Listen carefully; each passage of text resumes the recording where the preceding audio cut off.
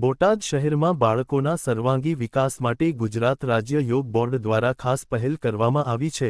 બોટાદ શહેરની boys high school ખાતે ગુજરાત રાજ્ય યોગ બોર્ડ દ્વારા 16 મેથી 30 મે 2026 સુધી 15 દિવસીય નિઃશુલ્ક સમર કેમ્પનું આયોજન કરવામાં આવ્યું છે।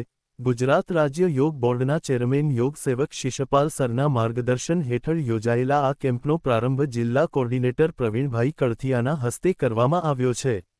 આ કેમ્પમાં 7મી 15 વર્ષના બાળકોને રોજ યોગ, આસન, પ્રાણાયામ અને ધ્યાનની તાલીમ આપવામાં આવશે। ઉપરાંત બાળકોની ઊંચાઈ, યાદશક્તિ અને એકાગ્રતા વધે તે માટે વિશેષ આસનો પણ શીખવવામાં આવશે। બાળકો મોબાઈલ અને સોશિયલ મીડિયાની આદતથી દૂર રહી સકારાત્મક જીવન તરફ આગળ વધે તે માટે સોશિયલ મીડિયા કોર્ડિનેટર સાહિલભાઈ રાજપારી દ્વારા માર્ગદર્શન આપવામાં આવી રહ્યું છે। યોગ કોચ મયુરીબેન દવે અને યોગ ટ્રેનર આહુતિબેન જોશી દ્વારા પ્રેક્ટિકલ તાલીમ અપાઈ રહી છે, જેને બાળકો અને વાલીઓમાં પણ ઉત્સાહ જોવા મળી રહ્યો છે।